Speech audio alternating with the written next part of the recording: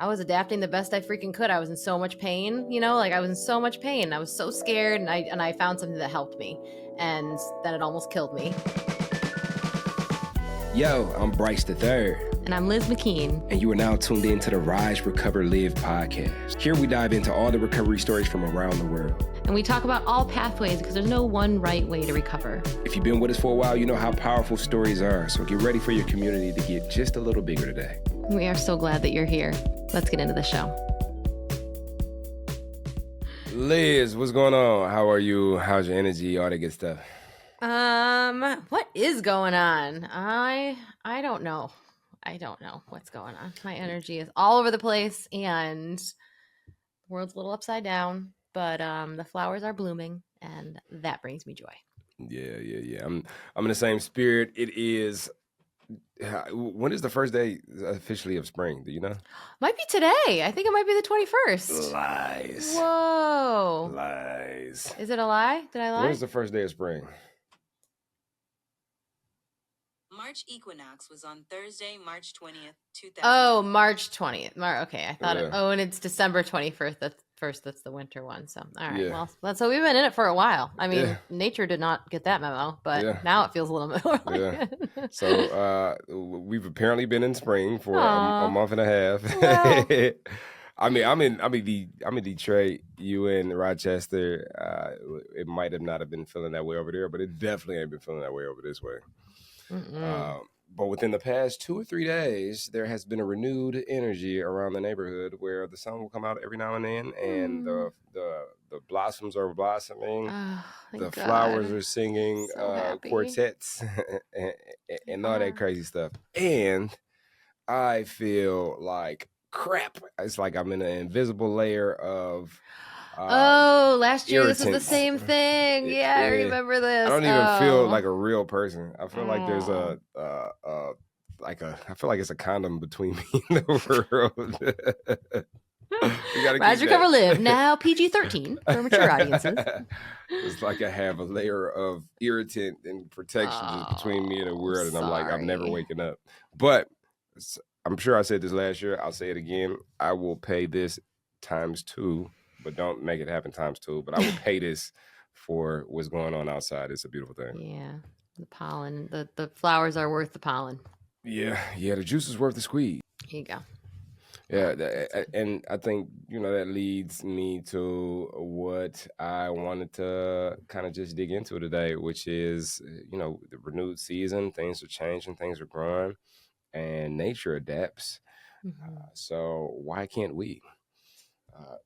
Adaptability, some people can label it improvisation, but I mean, I think those are two different things, but kind of go hand in hand. But adaptability has been one of those things within wellness, within my own personal growth, within my recovery, within what I see as what people identify as their behavioral health journey. That is just one of those things that is like very important. But I was curious to know when you asked Bryce, what are we talking about today? Because that's what she does before we get on the call. No, I'm playing. I did do that today, though. But when you asked, you was like, Bryce, what are we talking about today? And I said adaptability. You was like, all right. And what you do? You immediately adapt. I adapted. But what is your experience in life right now with adaptability, and what does that look like for you? It is. It's a little bit of a balancing act, I think, because I agree with you that it's a critical part. Well, it's a critical part of recovery. It's also a critical part of life. And I think that even, I look back at when I was in active addiction, and I was adapting the best I freaking could. I was in so much pain, like I was in so much pain. I was so scared, and I found something that helped me, and then it almost killed me. So it was like that whole process was adapting in, some really hard ways that I wish I'd had other tools at the time. But I think, our biology is based on adapting. And then we build things too that make adapting better. Like it's warm outside, I take a layer off. It's cold again, I put a layer on. I have a crazy schedule right now, like just so busy. And there's a balance because part of me wants to be like, okay, how can I adjust my mindset around this to make it work so that I'm navigating it in a way that I'm not tired and running around and also frustrated with the fact that I have to do that. You know what I mean? Because that is very easy for me to do. Like adaptability in that sense for me is like, okay, let me shift my mindset so I can like look at the things that I have, feel like, I made the choice to be in this life right now and like, let's go get it. And on the other hand, I like that I have this anti-adaptability part of myself, which is just like, no, this freaking sucks. I don't want to adapt to this. Like, because that will allow me to look at my day and be like, all right, it is too much. This today is too much, and I'm going to make a change, and which is also a way of adapting. So I guess I feel like I'm juggling when it comes to that word in this moment of my life. But I also think there's not a single moment of the day that there's not a I don't know, element of, I'm trying not to say adaptability 1,000 times, but I think I probably have not an element of that. So I don't know. Does that answer your question or just make it real confusing?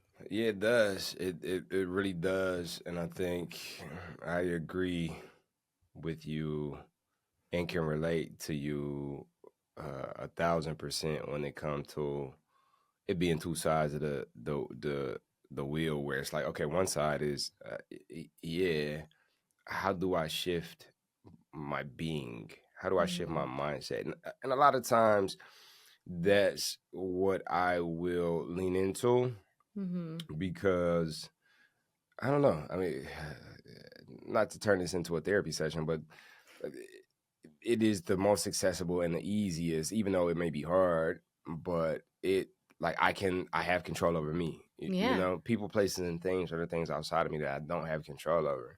So even in leaning into the other realm of like, hey, this thing is not nice and it sucks, like the there's a level of what do I have control over that still plays a role into what it is that I can push forward. Whether that be like working in an automotive plant and it's like, okay, let me change my mindset, and my mindset, allow for me to change my habits, which allow for me to pour into myself and prepare me for who it was that I was becoming, as well as, hey, like this place freaking sucks. So how can I make it suck less? And it's like, hey, go to a bathroom on the other side of the plant or take a different route to work. To talk to somebody new today, challenge yourself to get in the gym in the plant. The gym is there. You can take advantage of it. Like physical things that I can do to like push myself to have a bit of that difference in learning, what that balance looks like for me. And that's just one example. I feel like every day there's an element of kind of identifying, well, what do I have control over, and how much of this is something that I want to change this person or this place or this thing, and how much of it is like something that I know actually this thing needs to change. Like it's not good for me. It's not good for me to be here. And so what are the first steps I could take to make a difference here? And not that we don't get political at all on the show, but we're in interesting times. There's a lot of stuff going on, like within the country, United States of America, and I talk to a lot of people that like their dissatisfaction has moved them to go and like be there. Be there, hold up the signs and march and go to the thing. And when I talk to my people, it's like, hey, I did this today and it felt good. And that's them knowing themselves. And, they can't go and like grab somebody and throw them out, but they can go and they can. And for me, like I having continuous conversation with myself, it's like, okay, well, what can I do? And a lot of the work for me is in that realm is like mindset work, take weeks off of social media, get my mind right, focus on my loved ones and having conversation with them and the people who I know, like I'm tapped in with, and they're tapped in with me, my safe people, But I feel like there's choices to be made on a daily basis, and anytime that's the case, that could be overwhelming. So like, how do you how do you navigate the potential overwhelm that comes from like facing each day and showing up and making the choices that align with who you've decided that you want to be and what you want? Are you asking me? Yeah. She says, she says with trepidation. Um, with grace, always. As you've seen, I navigate every challenge with total grace, never with a big old reaction that I regret later. I mean, so okay, I look at that like the big challenges, the big scary things, the things I can and can't control on the outside of me. Similar to like anxiety and even addiction. Like I think about like mental health ailments that have ailed me that will always like live in me in a way. And there is I know, and I can only speak for myself, I have a threshold, right? And there is a certain point where it becomes something if something becomes intolerable, there's a certain point that it's really hard to come back from. Like I can.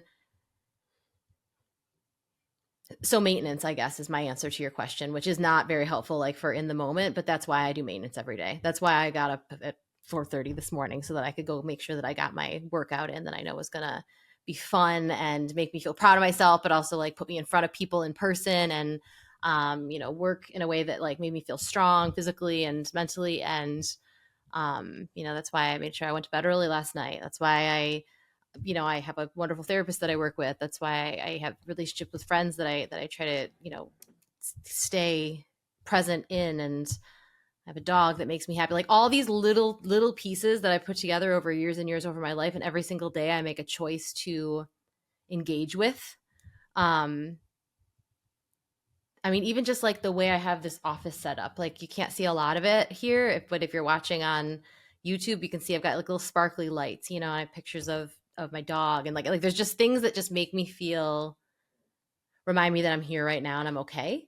And if I do that and engage with that every single day, that those tools, then in those moments where the big thing happens or the big scary thing happens, whether that is, catastrophe that's right in my face or a post I find on social media that's really upsetting, I'm less likely to be shot to the top of my threshold. I'm more likely to be in a place that I'm able to navigate because I've kept my, my state of on like the daily to a point that is, I don't know, manageable. I didn't used to do that, so I didn't used to be able to handle any bad thing that happened. I'd have to, numb it immediately. And I absolutely have days that I've not done a good job of that. I absolutely have days that I did all the right things. I did all like quote unquote right things, all the things I was, usually that help for me. And then something comes up and it drives me crazy, and I just freak out and or have a panic attack or yell at somebody that I love, and the next day I'm able to come back to those tools because they're still there for me because I've set them up. So I guess it's a maintenance, not a emergency button thing for me anymore. And that's the best I could do, I guess, if that is. I just the best you could do is really good. Oh, like thanks. that maintenance level, showing up for ourselves, is a big part of our well-being journey. And like imagine if you only brushed your teeth when you had a cavity. It's like it's like when I'm in a panic attack and my husband's like, calm down, it's all right, calm down. He doesn't do that anymore. He knows better, but it's just like, yeah, we're beyond calming down at this point. We are calling 911 at this point. Yeah, no, I agree.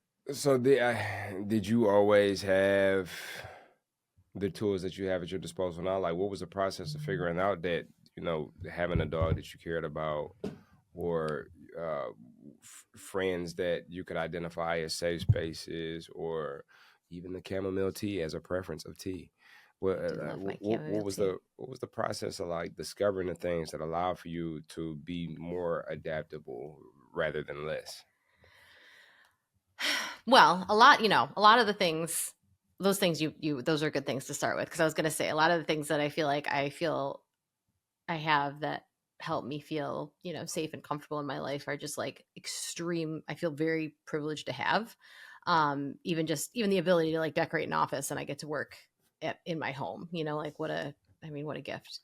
Uh, but that it didn't start that way, and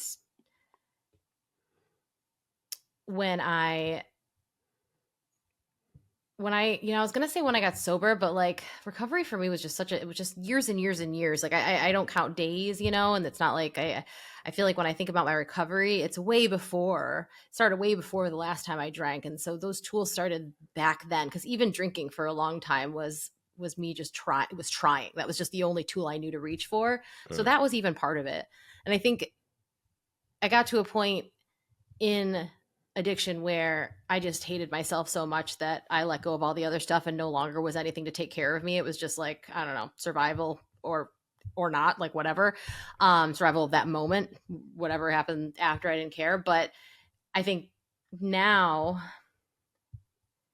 and on the other side of that, when I really was able to start putting those pieces together, whether it was chamomile tea or getting a good night's sleep or, moving my body or having, this dog here that I can recognize for the emotional support that he is, it's deciding that I fucking deserve it.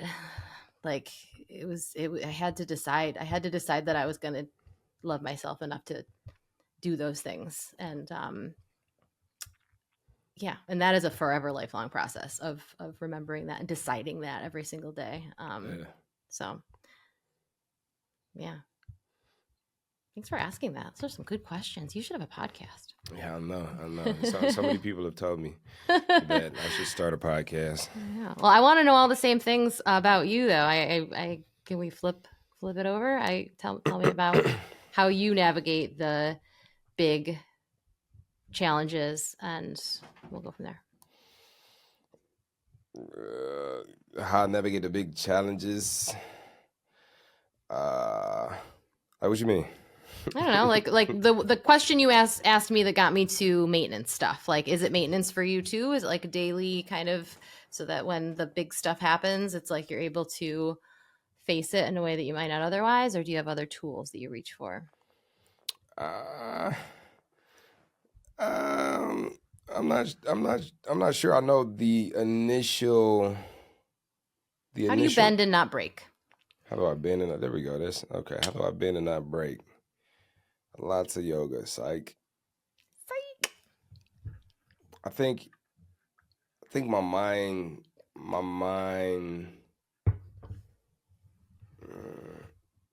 like my mind changed a bit. And I'm actually, I think why it's like you kind of got me stumped when you asked me the question is that I'm actually working on it right now. Like I'm working on, like I'm in a weird space where I'm noticing things that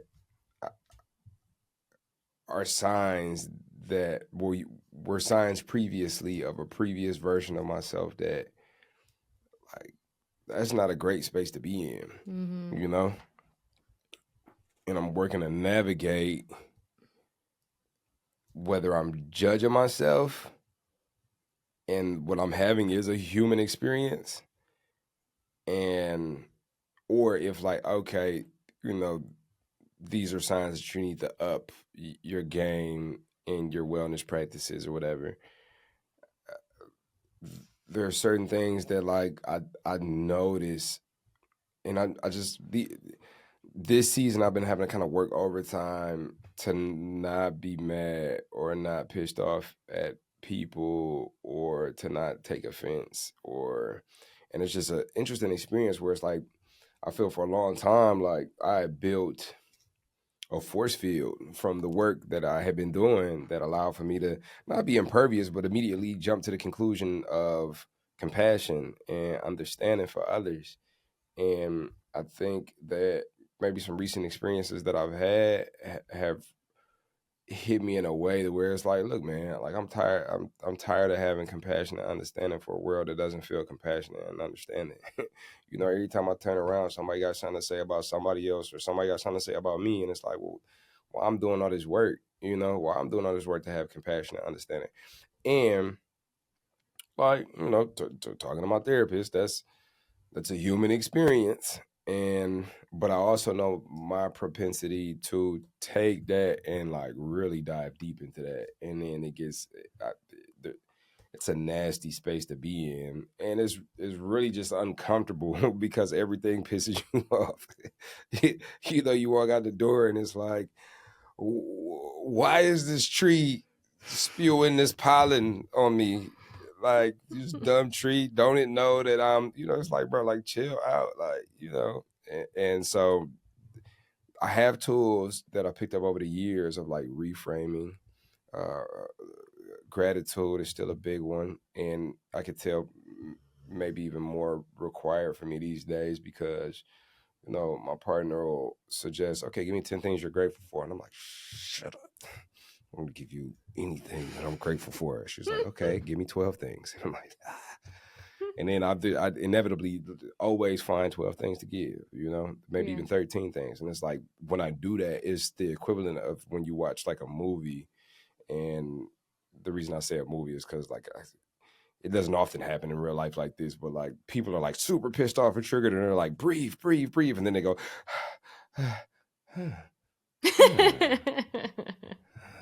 thank you. The Billy method. Take a deep breath. All better. I'll never let go of this episode. I've referenced this episode of Family Matters 1,000 times. Carl Winslow, the dad, is told by his doctor he has heart problems, and so he's got to go to the doctor to get his heart fixed. Does he like count? And so he goes to the office, doesn't go see the doctor that his other doctor recommended him go see, but instead finds a pamphlet in the lobby that says 3, 2, 1, 1, 2, 3. What the heck is bothering me? And of course, that is no match for Steve Urkel. 24 Hours with Steve Urkel almost sent Carl Winslow into cardiac arrest. And it was like, bro, you never went to the doctor. Oh my God. There's underlying issues that need to be addressed. You can't just like 3, 2, 1 it away. Didn't he do at one point like 3, 2, 1, 1, 2, 3? You're the one who's bothering me. Yes. But yeah, and it's just a practice. It's a practice. Adaptability is a practice because, and it's a unique practice to me, because my environments are different than other people's environments. My upbringing is different than other people's upbringing. The things that I may have been inundated with and may not even necessarily even know is working within my genetics and within the ways that I think are like unique to me. So and that's a big thing I just want to point out for people who ever listen to this show and think that, oh, there's some answers here for me. It's like, yeah, when we always point you towards yourself. Because that's where the answers are going to come from. That the element of experimentation and finding the teachings, the workings, the practices, the communities, the resources that work for you, that allow for you to show up for your unique circumstances. Because I know not only am I unique, but depending on what season I'm in, what used to work don't work how it used to. And so now I got to, figure out, well, what has changed in me and where can I find what it is that I need for whatever season I'm in currently, And right now, therapy apparently is one of them things. And, that hasn't always been the case. And so I think, like, in short, I would say just the willingness, like the having the willingness to show up and get outside of what it is that I know, and be open to what it is that I can find out, has allowed for me to be adaptable. That feels like adaptability, like varsity level to me too, because I think what you're talking about before that, the version of you that could just go immediately to compassion, that's beautiful. And also like that's the lever that you had to pull, and it was a powerful one, and it worked, and it led to other places. And it's the same thing as, like, having that mindset shift when something really crappy is happening, having kind of to be the first step, because, like, it's got to be something to get you. There's just got to be a step, otherwise you're just stuck in the mud of it. So, like, so to have to go to be like, okay, compassion, and then get to the point that it's like, this isn't, I'm pulling this lever and it's not working anymore. You know what I mean? Like, I'm out of it. Nothing's coming out anymore. And then to, instead of take a step backwards and being like, well, then no compassion, I'm just going to go back to where I was before, which is what I just met. Instead, being like, all right, so what other levers can I pull? And realizing that the next one is like a set of them. The next one is like a internal reckoning. The next one is like, takes the courage to, I don't know, sometimes just like be in the feelings. And like, it's just like, there's not an easy, the next step is like a kind of a leap that I think that you're taking right now. And it's uncomfortable. And it's also like a symptom of where we are, I think, in the world, because we're just, the literal air you breathe is uncomfortable. I was going to say that metaphorically, but it's quite literal for you. So yeah, it's harder, and you're doing it. And I mean, I feel like that in itself is just as it was inspiring when you were a person that could immediately go to that compassion with such ease. And this is inspiring in a different way. And I don't know, they ask me even more so, because the thing that always makes me feel better in my humanness is to know that, even if my experience is unique, it still doesn't mean I'm alone. Yeah. And, we're all struggling in different ways, but we're all struggling. And that doesn't mean that there's anything wrong with any of us. That just means that we're humaning. Humaning to the 10th degree. Yeah. And so I don't think that, like, when we talk about adaptability, I think, we always present the tools that we've used, because I can only speak for myself, but I'm not an expert in anything but my own experience. Mm-hmm. And the tool set shifts, and I think that's a big part of the adaptability. Mm-hmm. Also, there's like, if you Google, like, how can I be more adaptable, I'm pretty sure that'll take you down a wild rabbit hole of, like, things that you could. I have a game. It's called Orbito, and it's a game where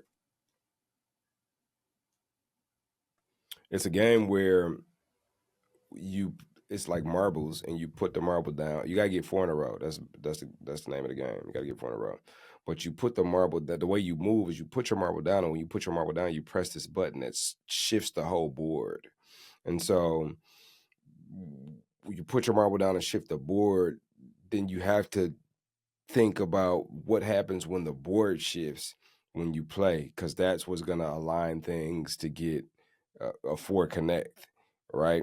And so, and it says on the box, like, aids in, like, your adaptability. And so the more I've played it, the more I've been able to think, like, in future terms in the game specifically, but I'm sure as above, so below, as within, so without, that it's made its way into my life somehow. But I hear a lot of people say that chess does the same thing, where when they learn chess, like, that transferable experience makes it into other areas of their life, and I'm sure there's chess communities. I'm sure there's people that, like, more adaptable people has been my ability to identify those who can show up. All right, I mean, to get super specific, and I didn't even know what I was doing, and I think I might be saying this out loud in this way for the first time. But when I first came in the 12-step program, I would get around the people that had some of the most dramatic stories, like some of the most dramatic stories in the longest amount of time within a program. Because what it showed me was that not only can you go through crazy things and still be alive, because I've been through some crazy things, and, like, I'm trying to reconcile, like, why I'm still living, like, why am I here and they not, because, like, I was doing some wild stuff. right? But not only can you make it through hard things and stay alive, but you can make it through hard things and stay sober, which is why I'm in this room to do. And so, in the third piece is like, okay, they've been through some crazy things. They have some time, and I admire their quality of life. Like they're happy, they're joyful, they serve, and they're an expression of what I was attracted to. That people say, if you stick around, this is what you're gonna get. Mm-hmm. I would identify those three things, and I would just stay around them. And I noticed that there's like outside of like recovery, outside of 12-step, outside of mental health, like in every realm, whether it be the creativity realm and all of the different ways that I show up to create, or the behavioral health realm or the recovery realm, like in all these realms, I get around the people that like I can tell like, oh, you're able to show up in life and just be here with all this stuff going on and like not have to fight it, And we don't necessarily have to have an explicit conversation as to how that is for you, but just being around you, it rubs off on me. And in this realm, if we're here in the realm of like entrepreneurship, and you're not talking about this vendor, blah, blah, blah, blah, or this, blah, blah, blah, blah, blah. Like you showing up and executing and doing it with like compassion, swiftly, the troubleshooting, problem solving in a way that doesn't harbor resentment or hard feelings or point at people like he's a shiesty person and blah, blah, blah, blah. Like then it's like, okay, you're the type of person that conducts business in a way that I want to be around. I need that to rub off on me, because I didn't. I don't know. I feel like I didn't like change the way that I show up for life to like be miserable in it, Yeah. Yeah. Yeah. I think it's interesting that adapt and adopt are like only one letter away.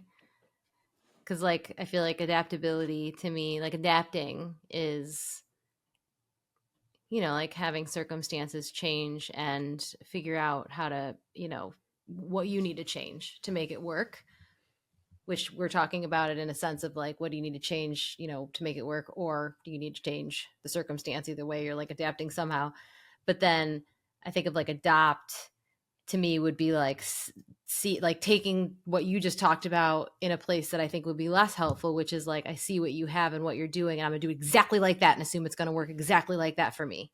And I think that's the beauty of everything we talk about here, and everything that like happens in like the new form app and in the Phoenix community and all the other communities that are on there, is that it's like there's you have the opportunity to adapt, which to me brings like more choice into the conversation, like and allows you to change with the seasons, as opposed to just like adopt this way of thinking because this is what worked for me and this is what will work for you. I mean, we see it all the time when there's like people talking about like workouts and the way they eat or something, like do this and you will have this exact outcome, and it's like no, because we all are working with different biology and different circumstances. And I think that's the same case with recovery, with mental health, with moving through any part of being a person. Adapting versus adopting, I think it just kind of felt important to say. Even like shoes. I mean, for real, you ever like for all my sneakerheads out there, it's like we watch the videos for like on foot videos to see like how a shoe fits a foot. Yeah. It's like everybody's shoes is different. So you could size up. Should I size up or should I size down? Well, is your foot narrow or is it fat foot? Is it, you know what I'm saying? Like with all the different shapes of foot, is it circular shape? Like who knows? At the end of the day, who even came up with shoe sizes? Yeah. Why do we even wear shoes? I can tell you why. I've stepped on some things like, okay, I gotta put some shoes on. I'm getting too freaky with this barefoot thing. I gotta put my shoes back on. Thank you for whoever invented shoes, whether it started with like banana peels or whatever we did. But yeah, thank you.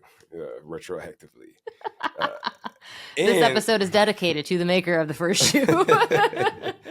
and it's funny when the distinction between adapt and adopt for you, because the things that I have adopted, like, is like things that allow for me to adapt. So like you adapted the things you adopted. I've adopted the the attitude, the mindset, the awareness of impermanence. But impermanence is literally conceptually that everything moves and changes no matter what.